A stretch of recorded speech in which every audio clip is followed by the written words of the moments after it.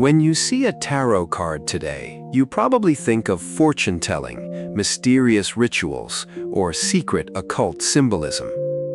But the actual historical story of how these cards came to be is stranger and far more fascinating than any popular myth. Long before they were used to predict the future or analyze personalities, tarot cards were created for a completely ordinary purpose.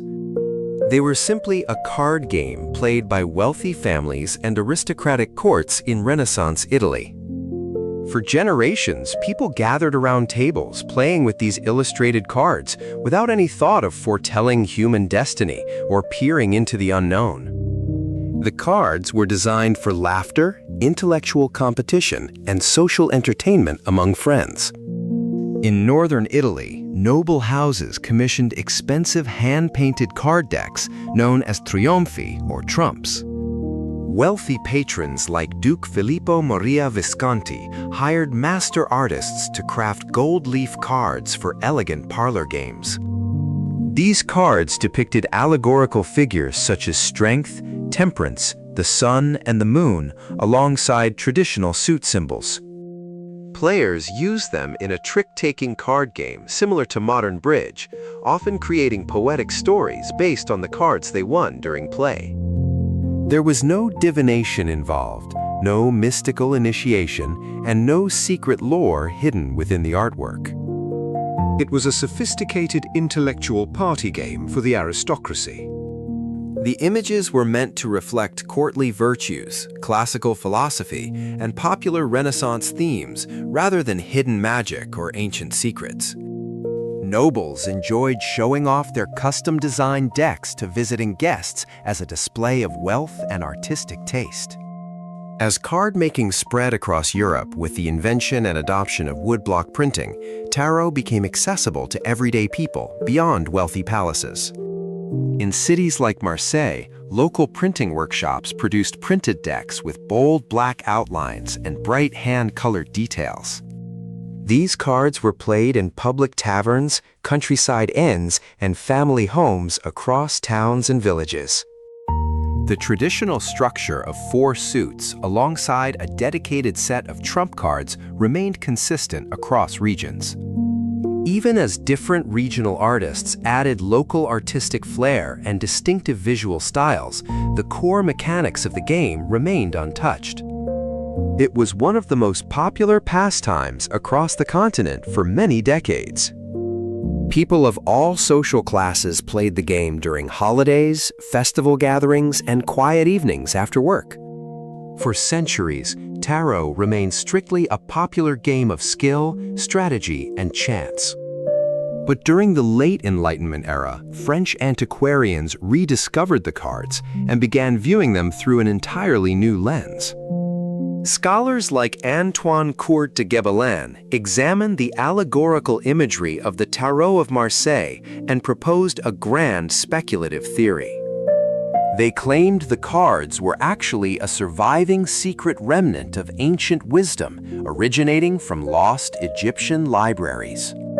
Even though historical evidence did not support this Egyptian connection, the dramatic idea captured the public imagination. Soon, occultists began revising the traditional symbolism, assigning mystical meanings, astrological associations, and esoteric pathways to every single card. What had begun as a secular parlor game was dramatically reframed as a secret book of universal spiritual knowledge. Mystics published handbooks explaining how each card could reveal hidden truths about human life. The biggest transformation in tarot history happened when Arthur Edward Waite and illustrator Pamela Colman Smith created a new deck in London. Published widely, this deck introduced full pictorial scenes for every single card, including the minor suit cards that previously only showed simple suit symbols. Smith's iconic artwork transformed tarot into an accessible and evocative visual language. Instead of relying on abstract pips or memorized lists, users could now read compelling human stories directly from the rich illustrations.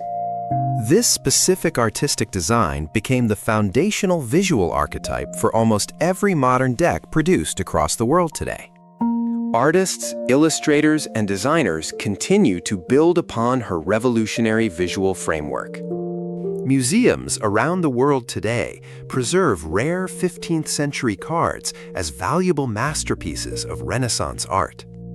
Conservators use special lighting and protective cases to keep the gold leaf and delicate tempera pigments from fading. Looking closely at these surviving cards reveals delicate brushstrokes and intricate pattern work created by medieval artisans.